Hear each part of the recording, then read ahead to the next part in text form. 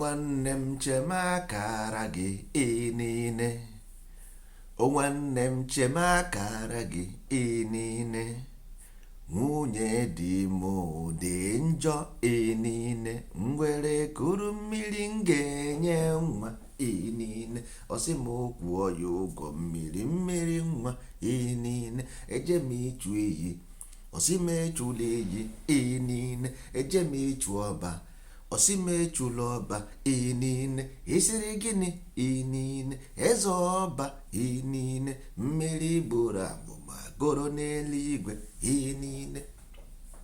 Ụmụ ibe, ekene m unu. Anyị nwawo ndị ndozi ọdịnala Igbo, ndị agha kwere n'ihe otu kwuru. Anyị si na anyị ga-ekene ndị mbụ, kene ndị ọkpụ, kene ndị egede, kene eke, kene orie, kene afọ, kene nkwọ ise. Ụmụ Igbo chere na m abịa.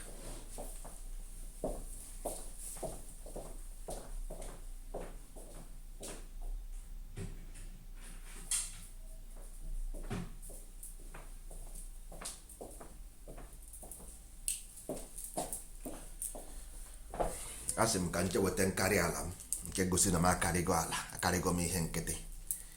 Ihe a bụ nkarị ala anyị, nkarị ala. Nwere ihe ọzọ, ihe a bụ ihe ahụ unu na-eyi n'onu, unu na-azị, unu na-echi eze, unu na-echi ọzọ, unu na-echi ihe nwa. Ọ bụ ya bụ nkarị ala, ịkarịgo ala.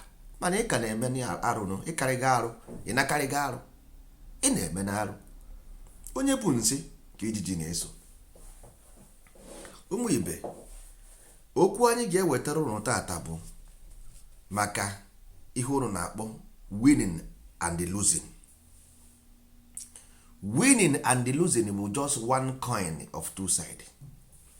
Winning and losing bụ the same thing. Enwere ihe dị iche na winning and losing. Only ihe dị iche na winning and losing bụ na one na-egosi gị your weak point. The only thing they make sports is for education, is for enlightenment.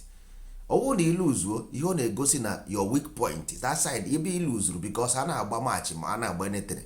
Enwere sistem ndị mmadụ na-agbagasị, ndị Igbo ji wee sị na ọ bụrụ ọja esi na-agba na sistem na-agba. Ịghọtago? So this system a na-agba, ọ bụrụ na enye gị goal, amara ma ọ bụ na defense ka the goal si wee ga, ka ọ bụ na striker ka the goal si wee ga. Then ọ bụrụ na defense mana ha ga-arechọfụ medozie their defense, ọkwa nọ na striker, then ha ga-arechọfụ dozie their striker, ọkwa nọ keeper, ha echenji keeper. So ndị isi ojii nọ n'ụwa niile due to one thing merenụ bụ na ha bara n'akụkọ. Ịghọtago? Ka ha si wee ba n'akụkọ, aga m agwa unu ya. Ọ ya ka ndị ndozi ọdịnala wetara n'ụbọchị nke taata. Ndị Igbo nwere asụsụ anyị na-asị arụsị. Oke, n'ụwa niile mụ na gị nọ, there is only one source, only one source, onwere source ọzọ. Ịghọtago? Because ndị Igbo ihe ha na-eme out of experience. Ndị Igbo anaghị eme ha ga mesịa something ha agbapụta mebe, mba, out of experience. Ndị Igbo ebigo millions upon millions upon millions of years before ha ewerezie datin ha mụtara wee lay a foundation of education. So ha gwaziri unu debere gị arụsị ahụ. Arụsị ahụ ha debere gị, ha debere gị ewu na as it was in the beginning, is now, and ever shall be. Is a rule of law. You got to go. Life is a rule of law, because in the beginning, our educational system, ndị Igbo educational system anyị bụ ntakara. You got to go. Everybody knows it. No, now this ntakara, akara ka ihe akara na-eme na this nta. You got to go. Ntakara si n'oyibo o mean systematic instruction. You got to. So now, you watch, if you know about harmony ka na-ekwu okwu, ọ bụrụ about aeroplane ma ịrụ ụgbọ mmiri. It's about harmony. You got to go to follow this rhythm, so you don't go against the tide, so that ọ gara ime gị n'anya o wee gwa gị n'ebe a ka arụsị. If you go against the tide, you have a problem. It's as simple as that. That's why ị gaa na nke dibịa mgbe ndị ochie, ihe ọ ga-agwa gị bụ na ihe na-eme gị bụ no ancestry post na past. Gịnị bụ ancestor? Ancestor with the foundation of your educational system. Simple as ABCD. What is education? Education is knowledge. What is knowledge? Well, knowledge will miracle your seed. You got to go. Knowledge will seed. Because some miracle without it. You got to go. Now, even this problem I know as a human being is about fundamental of reasoning. Simple as ABCD. You got to. okay ọ sị gị na ebe a ka arụsị then kekwe n'ebe ọ bụ ị ga-ajụzi ya kedu ebe ọ bụ ọ sị gị na ọ bụ your ancestor. Gịnị bụ your ancestor? Ancestor bụ the foundation of your education because mgbe a mụrụ gị ọfụrụ you were once an angel in heaven. All of a sudden you were chased out from heaven. Satan was chased out from heaven. Why? Because he was angel in heaven. Mgbe ahụ a mụrụ nwatakịrị ọfụrụ he was an angel. You got that? So all of a sudden what happened? This child once angel become an adult become evil. All problem of education. Simple as ABCD. Because you misunderstood that we are talking about harmony and you chere na education. That is why ndị Igbo ga-asị azụrụ nwa azụ. Because you are not in tune, you are not in line. A ga-asị azụrụ onye azụ ozu a na-akwari akwa. Because akwari ya akwa ọ nọ na line. You got to go ihe otu kwuru otu the beginning.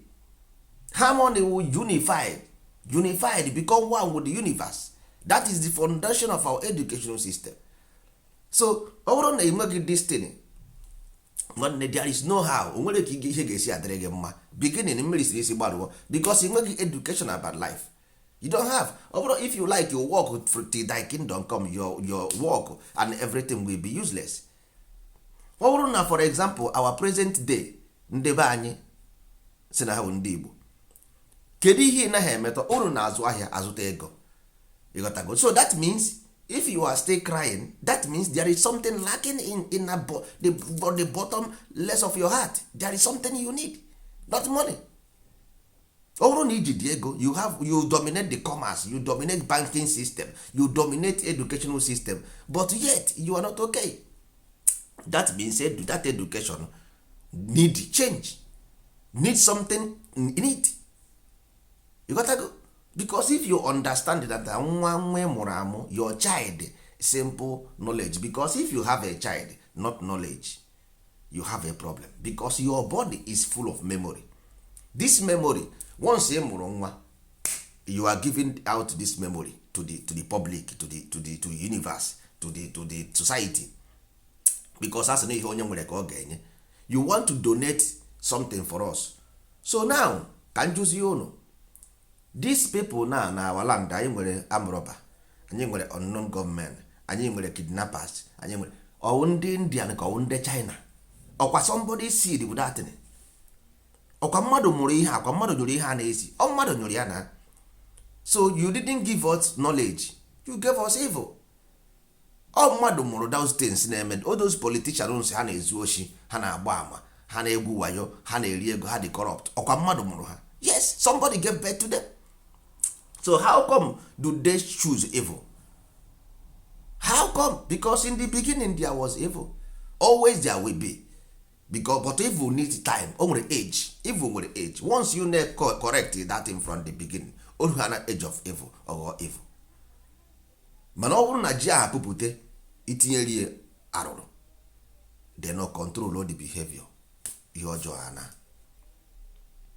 Ma ọ bụkwa na ime ha otu ahụ nwanne, you are wasting your time. You gotta go. Because iwu ala ndị Igbo nwere iwu ala.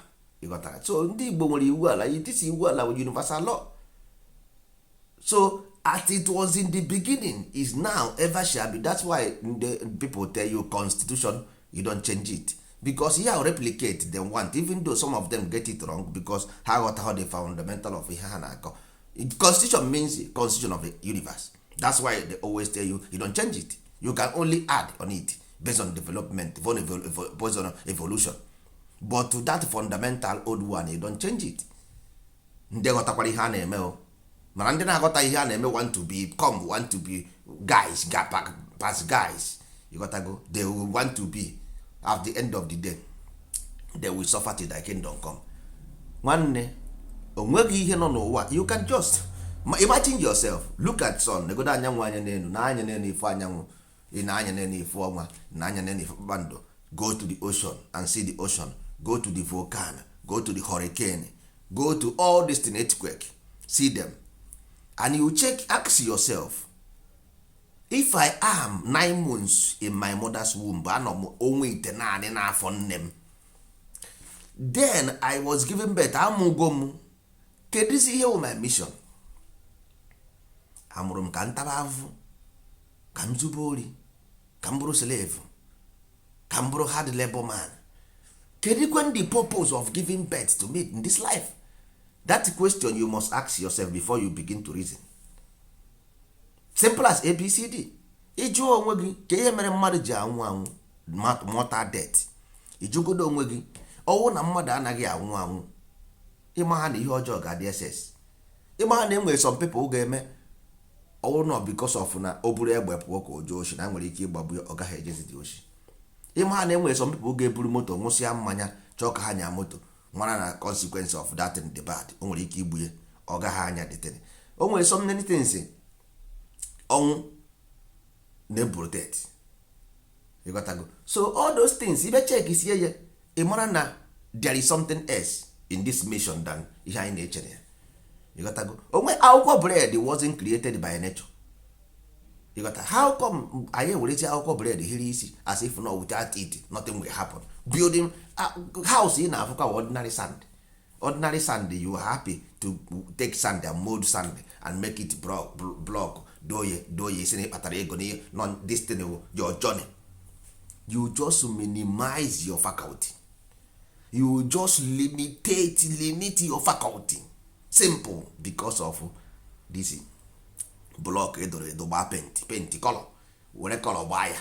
All those, so this your 9 months in pregnancy and eating food, consuming food to grow like this, you just to have this block here and say na everything na ihe adịgoro gị na mma na iwe ọgaranya. Hey, na nwanne nsị bara n'otele o, nsị bara n'otele nwanne, ọ bụrụ ya nwanne, ọ bụrụ ya. Ọnya ka anyị ji wee bịa, anyị wee si unu before ị mara ihe na-eme gị, ị ga-ajụgodo onwe gị gịnị bụ arụsị. Ị mara ha na ihe bụ arụsị, dị na ịchọbazie kedu ihe na-eme gị. Ọ gwara gị nekwa ebe ozi nwanne, you don't bypass it. Ndị Igbo ji wee sị gị arụsị anaghị eje mba awa afa. Arụsị anaghị eje mba awa afa. Why? Because there is only one law. There is only one law. A sị na nkụ dị na mba na-eghere mba nri. Ndị Igbo si n'eluigwe bịa. That is why ha ji wee sị gị na ndị rụrụ piramid bụ the angels, ha si n'eluigwe bịa. Yes, that is what we represent. Nkụ dị na mba na-eghere mba nri. That thing is what we represent. That's what you were saying. Nwatakịrị, you can never see nwatakịrị do justice, do injustice. Never. Osigi, angel never do injustice. You cannot compare yourself with other people because they are doing injustice. For that I must become evil. No, that is not the way. Mgbe a chụpụrụ ekwensu n'eluigwe, God did not go and fight with devil. God will remove him from heaven. Simple. That's all. God did not fight with devil. God wept devil from heaven. Case closed. So you don't, because of somebody is evil, you go ịgbara ọtọ na-asa ahụ, onye ara bịachiri akwa gị, ịgbara ọtọ chụbụ ya, ịbụ onye ara. So God chose Satan that I am bigger than you, akarịrị m gị. Amadioha gwara ajọ mmụọ na ọ karịrị ya, o wee chụpụ ya n'eluigwe. So that is all ihe ahụ na-eme gị. Jụọ onwe gị kedu ebe ihe ọjọọ na-eme gị si. Only mgbe mmadụ matara na ya bụ onye ara karịa gị ana. The only difference between winning and losing is only one thing. One is trying to show you your weak point. One is trying to show you your power, your strong, your position of power. Simple. Nothing more, nothing else. Not about love or hate. Ọ bụrụ about ịfụnanya ma ịkpọ asị. Or when somebody win you, you begin to shout the haters. No. It's about telling you your weak point. Ebe ị need dream of politically, you are not doing well. If you don't do well in politically, that means you don't have tradition. Simple. Ọ bụrụ na ị naghị eme ọfụma in politics, that means ị nweghị tradition. Ịmaghị. Simple. You don't know your past. That's why, because politics we didn't have the past. Because all law ha na-use, they use law of the universe. Universal law is political movement. Rule of engagement. Simple. Oh, you mean rule of engagement. Kedu onye engage with? You don't engage with anybody. You got to go. so the best thing anyị ga-eme ọkaka anyị ka nwere chances, we still have chance and have time. You got to go. Only one thing we should do is to go back to the basis. Ndozi ọdịnala bịara n'ala Igbo niile, anyị ga-enwe ụlọ akwụkwọ ebe a na-akụzi akwụkwọ from nwatakịrị, culture, tradition, religion. You got to go, because all na tradition ka e nwere political science, ọ na tradition ka ọ dị. So ọ na enweghị all those things, nwanne, you don't have morality. If you don't have value, you don't have morality, you don't have ethics, there is no how your children will grow to become magically good politicians or magically good citizens or good doctors or good scientists. It doesn't happen. It's impossible. So ndozi ọdịnala bịara ebe a to lay the foundation of ethic, moral, value. That is why we are here, nothing more, nothing else. Anyị nwere WhatsApp group, anyị nwere otu anyị na aba anyị wu religious group, anyị wu ndị Igbo religion, ọdịnala Igbo. Mana the only thing bụ anyị chọrọ idozi anyị chọrọ idozie maka na a na-eme renovation. Anyị na-eme renovation because o tega aka ịmagoro something in naanị for very long time, ikpobutezie aja ọ ga-agbacha ụtụ. So anyị furu ka anyị clean ya, anyị chichasikwa ya ọfụma. We don't add, we don't remove. O nwere ihe anyị na-ewepụ, o nwere ihe anyị na-etinye. In the beginning, ndị mbụ ụzọ, the angels will come from heaven. We are the shining star and we shine forever and ever. Again, we shine forever and ever because sun is here to stay and the sun will remain here. We go.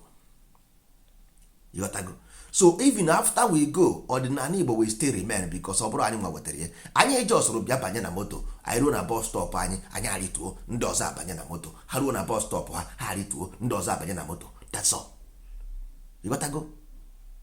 O nwerezi ihe ọzọ. Anyị bịara ebe a bụ ahead, mgbago, we don't go back. Ahead. So sọsọ ụgwọ anyị ji ndị be anyị bụ listen, gee ntị, nye anyị ntị gị, nye anyị obi gị, werezie anya gị fụbụ ihe sọrọ gị, but kwefụrụ ntị gị a nye anyị ya, kwefụrụ obi gị a nye anyị ya. Anyị ga-asa ya ka akwa, anyị ga-asa ya ka akwa. Ezi omume yiri ezi omume dịka uwe gị, ezuna ori gị, agbana m ụgha gị, fụ nwanne gị n'anya nke kachasị ibe ya, yiri ezi omume dịka uwe. Ụmụ ibe, yiri ezi omume dịka uwe ya wụ national anthem anyị, our value system. Ebe ọbụla ijere n'ụwa, because ị chọrọ ime ihe ọbụla ị na-eme, ị ga-amasta godi datin. Ị chọrọ ime ọdịnala Igbo, ọ bụrụ nwere isi ga-emene, you must master it so that ị nwee ike defend nwe. Ịchọ ime ọdịnala Igbo, ị master ya. So ihe ọbụla ị mastara amasta, a sị na nwaanyị ada aga nka na-egwu ọma agba. Mba asọ, nwaanyị ada aga nka na-egwu ọma agba. Ọ bụrụ na ị master ọdịnala Igbo, one thing godi, ị chọrọ iwe onye Igbo, it's okay to be Igbo. I want everybody in this life to be Igbo, in this universe, to be Igbo. Everybody, you gotta go. But mara na the Igbo people, ihe I mean bụ nkarị ala, ndị karịgoronu mortal, the immortals. Ndị Igbo bụ immortals ka ndị Igbo bụ immortals, ndị karịgoro mortality. So nkarị ala shows ndị mbụ, ndị ọkpụ na ndị egede, ndị agha, the angels. Ị chọrọ ịbụ onye Igbo, you must keep this law. That is it. Is about privilege, not right. You got to go. Mmadụ agaghị na-edeceive onwe. Is about nationality, not identity. It's a privilege. So ọ bụrụ na ị chọrọ ịbụ an angel, good and fine, you are welcome to the Igbo family. Anyị agwa gị ihe oriri na akpụ, ikwere na ihe otu kwuru, otu si na ọ bụ ihe ọma, ndị ọma. Ụwa na-achọ ndị ọma, nwanne lele ụwa na-achọ ndị ọma, ndozi anyị lele anyị na-achọ ndị ọma o, ụmụnne lele Amadioha na-achọ ndị ọma o, nwa ibe lele Amadioha na-achọ ndị ọma o, nwanne lele Amadioha na-achọ ndị ọma, ndị ga-arụrụ ya ọrụ, ndị ga-arụrụ ya ọrụ, ọrụ mbada iwe, ọrụ akwa ụgwọ. Ọ na-achọ ndị ga-arụrụ ya ọrụ, ọrụ ọma. Ịghọtago? Amadioha nwere so many precious on this earth, but ọsọsọ ihe juru ebe a bụ ndị nkịtị. Ọ fụghị onye ga-arụrụ ya ọrụ. Iche na ijidekwe nwa ewi n'aka enwebeghị chụ, hapụ ya chụba nne ya. Ịghọtago? Ihe ị na-afụ ejidewe ewu ejighị nkịta ejiri ọgbụ, ọ ihe anyị na-afụ. Mana ọ bụrụ na ịfụ ndị ga-arụrụ ya ọrụ, nwanne ọ ga-ebless gị forever and ever. Ịghọtago? Ọ ga-agọzi gị forever and ever. Ndị mmadụ na-eme meditation today, chefuo na meditation is only one thing, goodness. Mana o nwere nke ha n'ime ha bụ goodness n'obi. Ihe ọ ga na-asị gị, I want to shut my brain so that I can, hey, I'm doing, I want to shut my brain, I don't know how. How can you shut your brain? Onye gwara gị ọ dị possible mmadụ shut brain ya? Iji ọtọ brain gị nwere nwụrụ anwụ na onye nwere na shut brain da. You got to go, that's simple as that. But ị na-agwa ndị mmadụ something like this. Nne iberibe a zuru ebe niile, iberibe zuru ụwa ọnụ, ma Chinese o, ma Indian o, ma Europe o, ma Africa, iberibe zuru ọha ọnụ. Mana anyị wụ ndị ndozi ọdịnala abịago sị gị na ebe arụ si, mbido ya for the beginning of ebe arụ si bụ na your educational system, because Igbo education is of harmony. Igbo education is founded on harmony. Harmony bụ agreement, ikwe n'ihe otu kwuru. Kedu ihe otu kwuru? Mmụọ ọma, otu chọrọ mmụọ ọma, simple. So ya dụrụ nna ụmụ ibe